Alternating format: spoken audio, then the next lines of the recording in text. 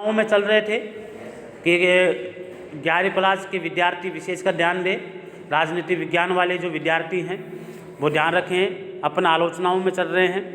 कल आपको आलोचनाओं के बारे में थोड़ा सा जिक्र करवाया गया था कि आलोचना किसे कहते हैं, कौन कौन सी आलोचना है। तो विकास की मॉडल की आलोचनाओं के बारे में अपन चर्चा करेंगे। आज जो टॉपिक है आपका विकास के मॉडल की आलोचना। तो देखिए क्या है, विकास के आलोचकों ने ध्यान दिलाया कि बहुत से देशों के जिस तरीके से विकास मॉडल को अपनाया गया है वह विकासशील देशों के लिए काफ़ी महंगा साबित हुआ है। इसे और इसमें वित्तीय लागत बहुत अधिक रही है और अनेक देश दीर्घकाल तक कर्जे के में दब गए हैं या डूबे गए हैं। क्यों कि जो ये विकास का मॉडल है वो पैसे वाला मॉडल था। किसका था? पैसे वाला मॉडल। और जब पैसे वाला मॉडल है तो भारत के पास पैसे ही होते तो विकास क्यों करते? अरे भारत के पास पैसे ही होते तो विकास करते क्या? नहीं करते। इसलिए कई देश क्या है, कर्ज लेकर के अपने देश का विकास करने की कोशिश की और वो कर्जे में डूब गए। तो देखिए अफ्रीका अभी तक अमीर देशों के लिए के जो है कि भारी कर्जे तले दबा हुआ है। कौन? अफ्रीका देश। ठीक है, आज भी दबा हुआ है। विकास के रूप में उपलब्धि और लिए गए कर्ज के अनुरूप नहीं रही और गरीबी और रोगों से अभी भी महाद्वीप को अपना चपेट में ले रखा है।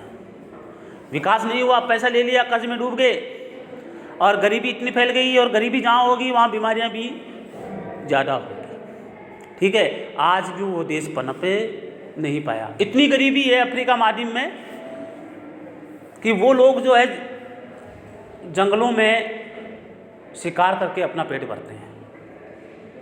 आज भी वो डेवलपमेंट नहीं है। क्यों? विकास करने की कोशिश की गई लेकिन विकास नहीं हुआ। सब ये आलोचना सबसे बड़ी मानी जा सकती है। अगला है विकास की ये कीमत जो समाज को चुकानी पड़ी वो क्या है? कौन सी कीमत समाज को चुकानी पड़ी? आपको मालूम है समाज को चुकानी पड़ी है क्या? पैसा कर्जा लिया, कर्जे में लेकर के अपने डेवलपमेंट करने की कोशिश की। अब जब डेवलपमेंट नहीं होगा और पैसा भी खर्च हो जाएगा तो आप ऋण कैसे चुकाओगे?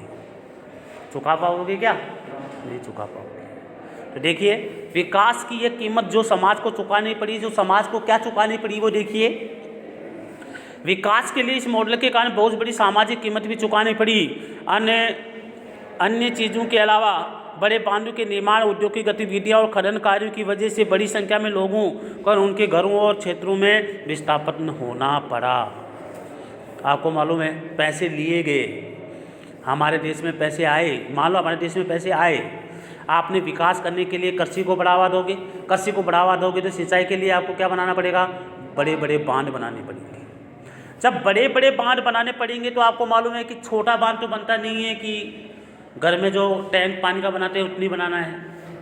उसके लिए तो हज़ारों करोड़ों बीघा चाहिए, ज़मीन चाहिए। जब हज़ारों करोड़ बीघा ज़मीन चाहिए बांध के लिए, पानी का बहाव के लिए, तो वहाँ जो पब्लिक रहती है, निवास कर रही है, काफ़ी समय से रह रही है, उस पब्लिक को वहाँ से जाना पड़ेगा। उस पब्लिक को वहाँ से क्या करना पड़ेगा? जाना पड़ेगा। उस पब्लिक को वहाँ से जाना पड़ेगा। समझ गए? आपको मालूम है जो अपनी जगह आप 100 साल से आपका परिवार पीढ़ी दर पीढ़ी एक जगह रह रहा है, आपको अचानक नोटिस मिले कि आपको ये जगह खाली करनी पड़ेगी, आप खाली कर सकते हो क्या? नहीं कर सकते। जबरन आपको खाली करना पड़ेगा। तो जो उस जगह को छोड़ के दूसरी जगह चला जाता है उसको विस्थापन कहते हैं। अपनी जगह को छोड़ करके दूसरी जगह चला जाता है उसको क्या कहते हैं? विस्थापन। ठीक है, तो ये कर्ज लोगों ने चुकाना पड़ा, सामाजिक कर्ज चुकाना पड़ा, अपनी जगह को छोड़ करके दूसरी जगह चले जाना पड़ा। विस्थापन का परिणाम आजीविका खोने और दरिद्रता की वृद्धि के रूप में सामने आया। जो अपनी जगह को छोड़ देगा, रोजगार को और अपनी खेती को छोड़कर दूसरी जगह चला जाएगा तो उसको कौन देगा वहाँ रोटी? अरे खाना कौन देगा? कौन नहीं देगा। उसको तो तुरंत कमाना पड़ेगा, वहाँ जीविका कमानी पड़ेगी, उनको सेटल होना पड़ेगा, जब जाकर के वो अपनी व्यवस्था बना पाएंगे। जब वो अनजान देश में आप, अनजान जगह आप चले जाओगे, आपको कोई रोटी के लिए भी नहीं पूछेगा, तो वो उनका रोजगार छूट गया। उसका धंधा छूट गया, उनकी ज़मीन छूट गई, वो लोग क्या हो गए, गरीबी में आ गए। उनके ना तो आसमान, बस आसमान के सिवाय उनके पास कोई घर ही नहीं है। कहाँ रहे, कैसे जीवन यापन करें। अगर ग्रामीण खेती और समुदाय अपना जो है परंपरागत पेशा और क्षेत्र से विस्थापित होते हैं तो समाज के हाशिए पर चले जाते हैं। हाशिया जानते हो ना, समाज से अलग है, उसको बोलते हैं हाशिएकरण है, माने समूह से अलग है। जो समूह से अलग हो जाता है उसको हाशिएकरण के नाम से जाना जाता है। तो वो हो गए ना अलग है, अरे अपने समाज से अलग हो गए, वो बाहर निकल गए, विस्थापित हो गए, तो अपने समाज से अलग हो गए। इस बार शहरी और ग्रामीण गरीबियों के विशाल आबादी में शामिल हो जाते हैं और लंबी अवधि में अर्जित परंपरागत कौशल नष्ट हो जाते हैं। जो उनका हुनर था, उनकी जो योग्यता थी, वो क्या होगी, नष्ट होगी। उनके पास उद्योग धंधे है ही नहीं। अरे उनका बुद्धि थी, उनका ज्ञान था, उनके अनुसार उनके पास काम भी नहीं है, तो वो क्या हो गए, वो अपने काम को भी भूल गए। ठीक है, इसलिए संस्कृति का भी विनाश होता जाए, क्योंकि अब लोग नई जगह पर जाते हैं तो वो अपनी सामुदायिक जीवन पद्धति को खो बैठते हैं। और ऐसे विस्थापन में अनेक देशों में संघर्ष को जन्म में दिया है। ये अपने देश की बात नहीं है, अलग अलग देशों की भी बात मानी जाती है। आपको मालूम है, अलग अलग देशों के लोग यहाँ पे आए हैं, राज भी रह रहे हैं। भारत में कई धर्मों के लोग भारत में रह रहे हैं। पहले यहाँ पर धर्म थे कि ऐसे जैन वैद वगैरह ये धर्म थे कि पहले नहीं थे, वो विदेशी से आए हुए हैं, भाग के आए हुए हैं, अपने देश के भी गए हुए हैं। अमेरिका हो चाहे तो कनाडा हो चाहे कहीं भी हो, वो भी गए हुए हैं। श्रीलंका में गए हुए हैं, और श्रीलंका में समस्या बनी हुई है, तमिलनाडु के लोग वहाँ गए हैं, जो समस्या बनी हुई है ना वो भी। तो इस प्रकार लोग अपनी आजीविका के लिए एक देश से दूसरे देश में गए हुए थे, वो वापस नहीं आए और वहीं के वहीं बस गए। लेकिन बस गए तो उस सबसे बड़ा कारण क्या हुआ कि उनकी संस्कृति, जो हमारी संस्कृति है, वो क्या हुई, समाप्त हो गई। उन्होंने वहाँ की संस्कृति को अपनाना पड़ा, जारी किया।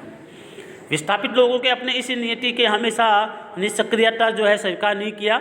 वो अपनी, आपको मालूम है, अपनी सबसे बड़ी समस्या अपने देश में नर्मदा बचाओ आंदोलन, नर्मदा के ऊपर सदा सरोवर बांध बनाया गया है।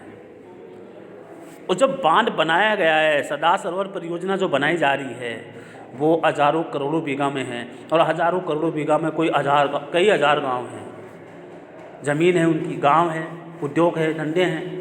उनको क्या किया गया, वहाँ से हटाया गया। तो गलत है ना, वहाँ से हटाया गया, उनकी जगह से उनको विस्थापित किया गया। तो ये आंदोलन आज भी जारी है। तहत बनने वाले बांधों के निर्माण में खिलाफ आंदोलन चला रहा। बड़े बांधों के इन समर्थकों का दावा है कि उससे बिजली पैदा होगी, काफ़ी बड़े इलाकों में ज़मीन की सिंचाई की मदद मिलेगी, सौराष्ट्र और कच्छ के रेगिस्तान इलाके में पेयजल की जो है उपलब्ध होगा। बड़े बांधों के विरोध में इन दावों का खंडन करते हैं। इसके अलावा अपनी ज़मीन के डूबने और उसके कारण अपनी आजीविका के छीनने से 10 लाख से भी अधिक लोगों को विस्थापन की समस्या पैदा हो गई। इसलिए इसे अधिकांश लोग जनजाति और दलित समुदाय के हैं और देश के जो अति वंचित समूह में आते हैं, जिसके अतिरिक्त ये तर्क दिया जाता है कि विशाल जंगली भूभाग भी बांध में डूब जाएगा, जिससे परिस्थिति जो पारिस्थितिकी है, इकोनॉमी है, वो क्या हो जाएगी, नष्ट हो जाएगी। इकोसिस्टम जो है वो क्या हो जाएगा, नष्ट हो जाएगा। पारिस्थितिकी तंत्र, इकोसिस्टम को क्या बोलते हैं, पारिस्थितिकी तंत्र भी नष्ट हो जाएगा। आपको मालूम है, जब बांध बनाया जाएगा, बड़ा बड़ा बांध होगा, बड़े बड़े बांध होंगे, ऊंचे ऊंचे होंगे, और आपको मालूम है पेड़ पौधे, जब पानी भरेगा तो पेड़ पौधे कहाँ जाएंगे, पानी में डूब जाएंगे। जब पेड़ पौधे पानी में डूब जाएंगे तो पेड़ पौधे नष्ट हो जाएंगे। जीव जंतु भी हैं, अरे छोटे छोटे जीव भी है, बड़े जीव भी है, छोटे भी हैं, वो कहाँ जाएंगे, वो भी मर जाएंगे पानी में डूब करके। तो वहाँ की जो पारिस्थितिकी तंत्र है वो क्या हो जाएगा, बिगड़ जाएगा या समाप्त हो जाएगा। इसलिए लोगों ने उसका विरोध किया।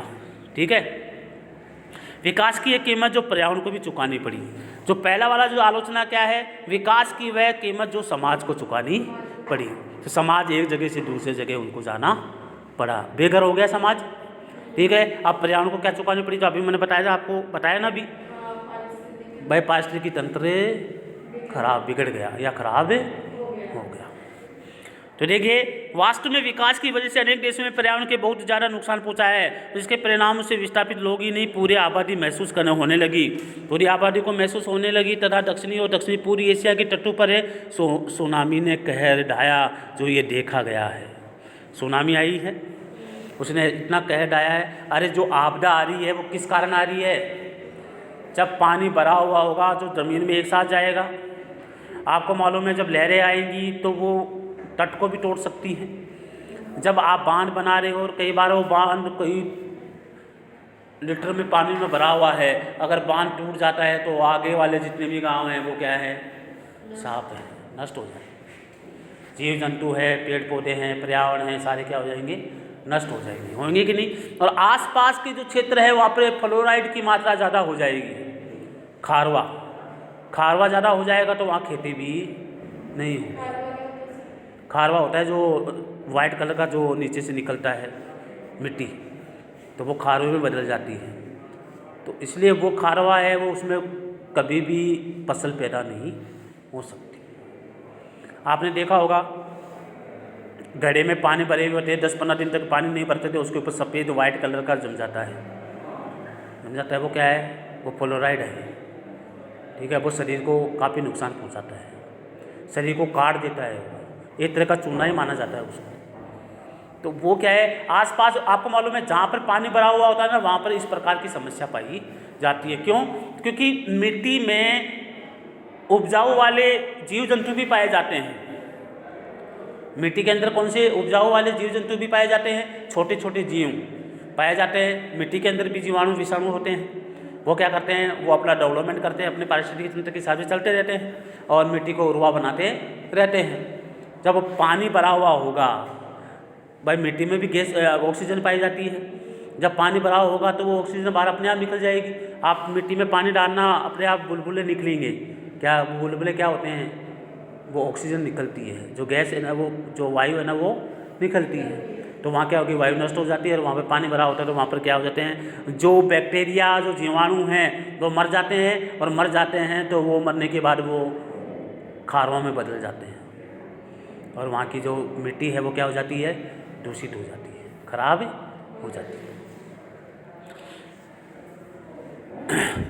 आने वाले पारिस्थितिकी तंत्र, इसमें देखिए दक्षिणी पूर्वी गलत सुनामी के कहदाया है, ये देखा गया है कि तटीय जो है वनों के नष्ट होने से और समुद्र तट के निकट वाणिज्यिक उद्यमों के स्थापित होने के कारण नुकसान इतना अधिक हुआ है। आपने भूमंडल के ताप बढ़ने के बारे में ज़रूर सुना होगा, ताप वृद्धि, ग्लोबल वार्मिंग, इसके बारे में ज़रूर सुना होगा आपने। इसलिए वायुमंडल में ग्रीन हाउस गैसों के उत्सर्जन की वजह से आर्कटिक और जो है अंटार्कटिक दूर के बर्फ़ पिघल रही है, और ये बर्फ जो है बाढ़ लाना और बांग्लादेश और मालदीव जैसे जो निम्न भूमि वाले इलाके को तो पानी में डूबने में सक्षम माना जाता है। अब ग्लोबल वार्मिंग किसे कहते हैं आपको मालूम है, कई प्रकार वन नष्ट हो चुके हैं, वनों को काटा जा रहा है, पर्यावरण जो है संतुलन हो चुका है, समझ गई, इन्वायरमेंट जो है डिस्टर्ब हो चुका है।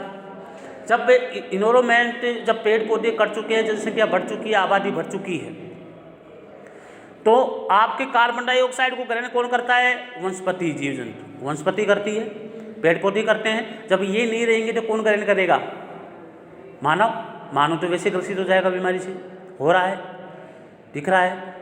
मानव की इम्यूनिटी इतनी होती है कि कोई बीमारी पास में नहीं आ सकती, आज बीमारी भी अपना प्रभाव जमा रही है ना। तो अब ये क्या है, इम्यूनिटी का प्रभाव पड़ता है। पहले आदमी 150 साल भी जीते थे, कोई 120, कोई 115 साल, 125 साल, क्यों? क्योंकि उनकी इम्यूनिटी बढ़िया थी, पर्यावरण शुद्ध था, शुद्ध खाया है उन्होंने, ठीक है। आज के तो चाट पकौड़ा खा करके जो है 40 साल की उम्र रखते हैं या 50 साल की उम्र रखते हैं, तुरंत जाएंगे अरे पतासी खानी है, तो इसके मालूम नहीं है वो रोग है आपके लिए, वो समस्या है आपके लिए, लेके भी खाते हैं फिर, है ना। शुद्ध शाकाहारी अगर भोजन जो करता है उसकी उम्र अच्छी होती है, उसका स्वास्थ्य भी अच्छा होता है, वो कई प्रकार की बीमारी से ग्रसित नहीं होता। अब क्या हुआ कि जब ग्लोबल वार्मिंग बढ़ेगा, मन ताप वृद्धि बढ़ेगी, पेड़ पौधे नहीं रहेंगे, ठीक है, और कार्बन डाइऑक्साइड बढ़ेगी, तो कार्बन डाइऑक्साइड क्या आता है, परत जमा लेती है ऊपर वायुमंडल में। अरे आपने देखा होगा एक शीत ग्रह बनाया जाता है, पौधों को उत्पादन के लिए पौध तैयार की जाती है, तो एक कांच का मकान सा बनाया जाता है। कई खेतों में देखा होगा आपने, पौधे तैयार करते तो एक कांच का मकान सा, ये सफ़ेद वाइट कलर का ऐसे लगाते हैं पर्दा, ठीक है। अब वो क्या होता है कि वो क्या करते हैं, सूर्य की प्रकाश की किरण जो नीचे आए लेकिन जाए नहीं, वाष्पीकरण ऊपर नहीं जाए, तो उस पर पानी की बूंदें जम जाती हैं, वापस नहीं जाती ना, इसलिए तो उसको बनाया जाता है आवरण। यही अपनी पृथ्वी का है, जो सूर्य की किरणें नीचे आएंगी, जब वो वापस लौटती हैं तो वो ऊपर नहीं जा पाती, क्यों? क्योंकि कार्बन डाइऑक्साइड कई प्रकार की गैसें होती हैं, वो उनको रोक लेती हैं, और रोक लेती तो क्या होता है? ताप वृद्धि होती है, ताप बढ़ता है। जब ताप बढ़ता है तो क्या होगा? जो बर्फ़ है वो पिघलेगी। जब बर्फ़ पिघलेगी तो वो कहाँ पे आएगी? समुद्रों में आएगी। पानी कहाँ आएगा? समुद्र में आएगा, और समुद्र का जो लेवल है वो बढ़ेगा। समुद्र का जो लेवल बढ़ेगा तो आसपास के जितने देश हैं समुद्र के किनारे आसपास है, वो कहाँ चले जाएंगे? पानी में डूब जाएंगे। तो ये विनाश हो रहा है। पृथ्वी असंतुलन होगी तो विनाश अपने आप ही सामने आएगा। तो देखिए, पानी में डूबने सक्षम है, उसे कहते हैं ग्लोबल वार्मिंग, समझ गए ना? ताप वृद्धि, ठीक है। इसके बाद देखिए, आने वाले दौर में पारिस्थितिकी संकट में हमें पूरी तरह से प्रभावित होंगे। वायु प्रदूषण एक ऐसी समस्या है जो अमीर और गरीब के फर्क नहीं देखता है, लेकिन संसाधनों के अविवेकशील उपयोग का भी जो है तत्कालिक और अधिक जो है तीखा प्रभाव पड़ेगा। और जो पलायन या जड़ी बूटियाँ जो आहार आदि के रूप में भी जंगल के संसाधनों से जो है संसाधनों को अपने गुजारे के लिए विभिन्न प्रकार के उपयोग करने वाली गरीबों और जंगलों को नष्ट होने से बहुत बुरा असर पड़ता है। और नदी नाली तालाबों के सूखने और भूमिगत जल स्तर के गिरने से अर्थ यह है कि औरतों को पानी लाने के लिए कहाँ पर जाना पड़ता है? अधिक दूर जाना पड़ता है। इससे औरत को ही नुकसान होता है। सिर पे मटका लाना, बार बार दूर दूर तक पानी लेके आना, घर का काम काज तो वही करती है ना, तो ये औरतों के ऊपर सबसे ज़्यादा वर्डन पड़ता है। हम विकास के इस मॉडल को अनुसरण कर रहे हैं, वह ऊर्जा के उत्तरोत्तर बढ़ते उपयोग पर पूरी तरह से निर्भर है। विश्व में प्रयुक्त ऊर्जा का अधिकांश भाग कोयला और पेट्रोलियम जैसे स्रोतों से आता है। इसके पुनः प्राप्त करना संभव नहीं है। तो आपको मालूम है, कोयला एक बार जलने के बाद राख हो जाता है, पेट्रोल एक बार जलने के बाद धुआं बन जाता है, वो दोबारा नहीं पनपते, ठीक है। तो अगर आपको मालूम है, जब संसाधन दोबारा नहीं बनते हैं तो एक बार नष्ट हो गए तो वो हो ही गए, ठीक है। तो हमें क्या करना पड़ेगा? एक ऐसा विकल्प ढूंढना चाहिए कि इनको बचाया जा सके और दूसरी तरीके से जो है ऊर्जा प्राप्त करें। कोई तरीके और भी हैं जो ऊर्जा प्राप्त की जा सकती है।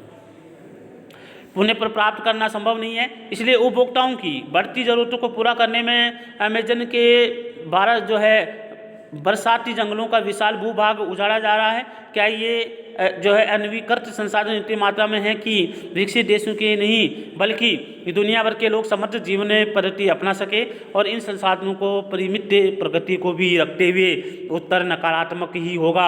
आगामी पीढ़ियों को क्या होगा? क्या उन्हें हम संसाधन रहित पृथ्वी या देश सारी समस्याएं सौंपने जा रहे हैं? हाँ साहब, अपने स्वार्थ की पूर्ति के लिए जंगलों को काटे जा रहे हैं, प्रकृति को नुकसान पहुंचा रहे हैं। तो आने वाले अपने तो स्वार्थ साथ लेंगे, जो आने वाली जो पीढ़ी है ना वो आपको गालियां देगी कि हमारे जो बड़े बुजुर्ग हैं ना वो नालायक थे, बेकार थे, जो हमारे लिए बीमारियां छोड़ के गए हैं, हमारे लिए समस्या छोड़ के गए हैं। पानी नहीं है पीने के लिए, रहने के लिए जगह नहीं है, वो भी बेच गए, ज़मीन बेच के खा गए, है ना। तो दूषित तो आत्मा तो देगी ही, हमारे लिए ये करके गए हैं, ठीक है। तो विकास का मूल्यांकन करना बहुत ज़रूरी है कि अपन जो इस लेसन में लास्ट टॉपिक आपका चल रहा है विकास का मूल्यांकन, कि किस प्रकार किया जाए। ये नहीं कहा जा सकता है कि दुनिया पर विकास का नकारात्मक प्रभाव पड़ रहा है। कुछ देशों में अपनी आर्थिक उन्नति की दर बढ़ने और यहाँ तक कि गरीबी घटाने से भी कुछ सफलता हासिल की है, लेकिन कुछ मिलाकर के असमानताओं में गंभीर कमी आई है। इसलिए और विकासशील जगत में गरीबी लगातार एक समस्या बनी हुई है।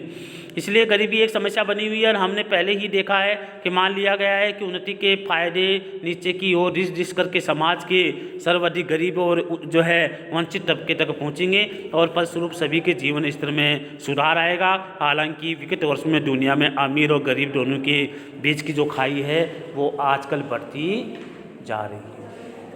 तो देखिए, आज के लेसन में जो मैंने आपको पढ़ाया है, टॉपिक आपको पढ़ाए हैं, आपको याद हैं कि पहले तो विकास की कीमत समाज को चुकानी पड़ी है।